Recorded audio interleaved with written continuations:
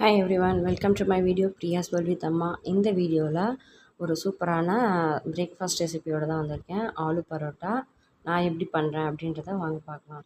அதுக்கு வந்து பார்த்திங்கன்னா ஒரு 350 to 400 கிராம்ஸ் அளவுள்ள உருளைக்கிழங்க நல்லா பாயில் பண்ணிவிட்டு தோல் நீக்கிட்டு தான் நான் வந்துட்டு பாயில் பண்ணேன். தோல் நீக்கிட்டு பாயில் பண்ணிவிட்டு இப்போ நல்லா மசிச்சு வச்சுருக்கேன். கம்ப்ளீட்டாக ஆறணும். இல்லை அப்படின்னா ஒரு மேஷரோ டம்ளரோடைய பேக் சைடோ ஏதாவது வச்சு மசிச்சுக்கோங்க. எனக்கு நல்லா ஆறிட்டதுனால நான் கையிட்டே வந்துட்டு மசிச்சு எடுத்துக்கிறேன். நெக்ஸ்ட் வந்து பார்த்திங்கன்னா அதுக்கு சப்பாத்தி மாவும் ரெடி பண்ணி வச்சுக்கிட்டு இருக்கேன். சப்பாத்தி மாவில் உப்பு அண்டு கொஞ்சமாக எண்ணெய் ஊற்றி நான் நல்லா சாஃப்டான பதத்துக்கு பிசைஞ்சு எடுத்துக்க போகிறேன்.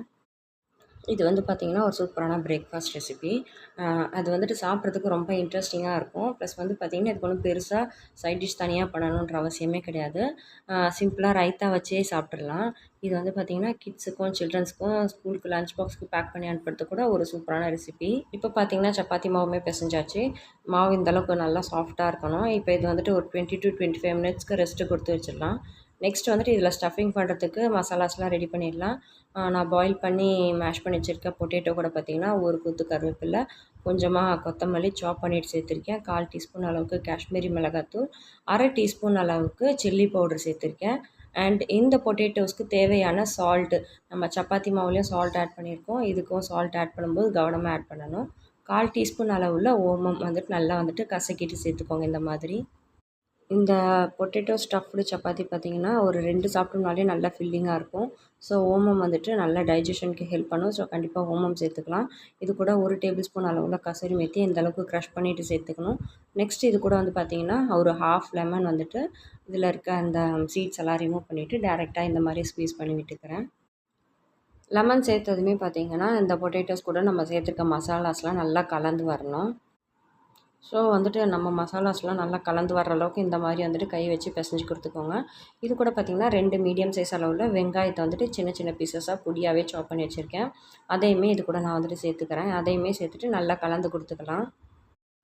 நான் வந்து பார்த்திங்கன்னா மார்னிங் பிரேக்ஃபாஸ்ட்டுக்கு தான் அதை பிளான் பண்ணியிருந்தேன். பிள்ளைங்க வந்துட்டு இதை பார்த்ததுமே எனக்கு கண்டிப்பாக லஞ்சுக்குமே இது தான் வேணும்னு சொல்லிட்டாங்க. ஸோ டிஃபன் பாக்ஸுக்குமே வந்துட்டு கொஞ்சம் அதிகமாகவே நான் வந்துட்டு மாவு போட்டு பிசைஞ்சு வச்சுருக்கேன். இப்போ மாவுமே நல்லா ஊறி வந்துருச்சு. நெக்ஸ்ட் இதை வந்துட்டு திரட்டுறது எப்படி அப்படின்றத பார்க்கலாம் வாங்க. நம்ம ரெகுலராக வந்துட்டு சப்பாத்திக்கு மாவு எடுப்போம் இல்லையா, அதை விட கொஞ்சம் பெரிய உருண்டையாக நம்ம வந்துட்டு எடுத்துக்கலாம். பட் ஆனால் இதையும் இந்தளவுக்கு ஃபுல்லாக வந்து நமக்கு தேவைப்படாது. கொஞ்சம் வந்துட்டு மாவு இதிலேருந்தும் நம்ம எடுத்துடுவோம்.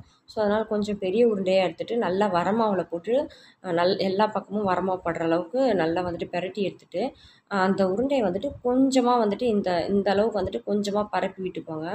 அதில் வந்துட்டு பார்த்திங்கன்னா அதை விட கொஞ்சம் சின்ன சைஸ் மாவை விட கொஞ்சம் சின்ன சைஸ் உருண்டையாக வந்துட்டு ஸ்டஃபிங் எடுத்து வச்சுக்கலாம். ஸ்டஃபிங் உள்ளே வச்சுட்டு நல்லா வந்துட்டு அந்த ஸ்டஃபிங் வந்துட்டு வெளியில் வந்துட்டு வராதபடி இந்த மாதிரி வந்துட்டு மாவை வந்துட்டு சுற்றி சீல் பண்ணி விட்டுக்கோங்க. நான் வந்துட்டு வீடியோவில் காட்டுறேன் பாருங்கள். இந்த மாதிரி வந்துட்டு பண்ணி நல்லா அந்த எக்ஸ்ட்ரா இருக்கிற மாவை வந்துட்டு நம்ம வந்துட்டு கிள்ளி எடுத்துடணும். ஸோ நான் சொன்னல அந்தளவுக்கு மாவு தேவைப்படாது, அதுலேருந்து கொஞ்சம் எடுத்துக்குவோன்னு சொன்னல. இப்போ வந்துட்டு இதை வந்துட்டு நல்லா வந்துட்டு ஒரு உருண்டை மாதிரி ஒரு பந்து மாதிரி இந்தளவுக்கு உருட்டி எடுத்துகிட்டு இன்னமும் வந்துட்டு கொஞ்சம் வரமாவு போட்டுட்டு நம்ம வந்துட்டு மாவு திரட்ட வேண்டியதான். பாருங்கள். ஸோ நல்லா 2 பக்கமுமே வந்துட்டு வரமாவு சேர்த்துட்டு கொஞ்சம் வந்துட்டு ஜென்டிலாக ரொம்ப அழுத்தி ப்ரெஸ் பண்ணாமல் ஜென்டிலாக வந்துட்டு ப்ரெஸ் பண்ணணும். ஜென்டிலாக வந்துட்டு திரட்டி விட்டுக்கோங்க.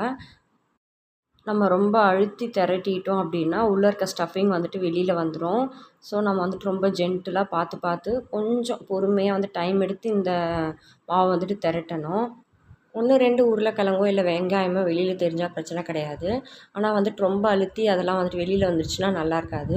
ஸோ இந்த மாதிரி ஜென்டிலாக வந்துட்டு ப்ரெஸ் பண்ணி நல்லா வந்துட்டு நம்ம இந்த மாவை திரட்டிக்கலாம். இப்போ வந்துட்டு தோசைக்கல் வந்துட்டு சுட வச்சுருந்தேன். கல்லுமே சுட்டுருச்சு.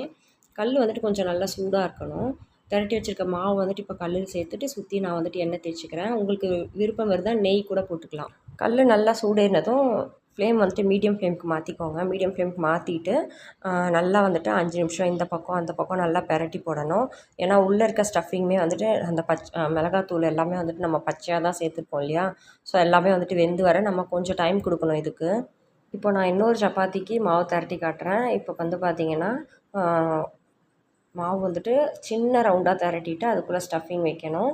ஸ்டஃபிங் வச்சுட்டு சுற்றி சீல் பண்ணிகிட்டே வரணும். இந்த மாதிரி சுற்றி விட்டு சீல் பண்ணிகிட்டே வந்து ஃபைனலாக நல்லா டைட்டாக சீல் பண்ணிவிட்டு அந்த எக்ஸஸ் மாவை கிள்ளி எடுத்துகிட்டு அகெயின் வந்துட்டு வரமாவு கொஞ்சம் அதிகமாகவே தேவைப்படும். வரமாவு போட்டு நல்லா வந்துட்டு ஜென்டிலாக ப்ரெஸ் பண்ணி திரட்டிடணும். மாவு திரட்டினதும் அகெயின் வந்துட்டு அதை பொறுமையாக எடுத்து தோசைக்கல்லில் போட்டுருங்க. இந்த வேலைலாம் வந்து கொஞ்சம் மெனக்கெட்டு செஞ்சோம்னா இதை டேஸ்ட் பண்ணி பார்க்கும்போது நம்ம செஞ்ச வேலைலாம் வர்த்து அப்படின்னு தான் தோணும். பிகாஸ் வந்து பார்த்திங்கன்னா டேஸ்ட் அவ்வளோ நல்லாயிருக்கும். 2 சாப்பிட்டோம்னா கூட போதும், நல்ல ஃபில்லிங்காக இருக்கும். ஒரு 5 மினிட்ஸ் தான், தேவையான அளவுக்கு எண்ணெய் சேர்த்து சுற்றி வர எண்ணெய் சேர்த்து நான் வந்துட்டு மேலேயுமே லைட்டாக வந்துட்டு எண்ணெய் வந்துட்டு ஸ்ப்ரெட் பண்ணி விட்டுக்கிறேன். ஸ்ப்ரெட் பண்ணி விட்டுட்டு திருப்பி திருப்பி போட்டு எடுத்துக்க வேண்டியதான். சூப்பராக வந்துட்டு வெந்து வரும் பாருங்கள். நம்ம மாவு வந்துட்டு நல்லா சாஃப்டாக பிசைகிற பட்சத்தில் இந்த சப்பாத்தி வந்து பார்த்திங்கன்னா எவ்வளோ நேரம் ஆனாலும் சாஃப்டாகவே இருக்கும்.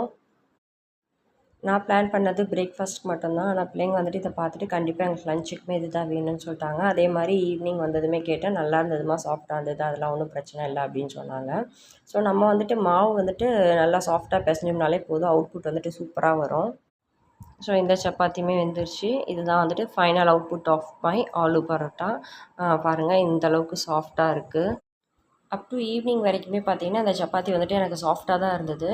ஆனால் எனக்கு வந்து பார்த்திங்கன்னா இதை சூடாக ட்ரை பண்ண தான் ரொம்ப பிடிச்சிருந்தது. இது கூட வந்துட்டு நான் சொன்ன மாதிரி சிம்பிளாக வந்துட்டு ரைத்தா தான் வச்சுருந்தேன். இது 2மே வந்து பார்த்திங்கன்னா நல்ல காம்பினேஷனாக இருந்தது. இந்த aloo paratha or potato stuffed chapati பார்த்திங்கன்னா என்னுடைய one of the breakfast recipe தான். நான் வந்துட்டு இதை ரெகுலராகவே நானுமே வந்துட்டு ட்ரை பண்ணுவேன்.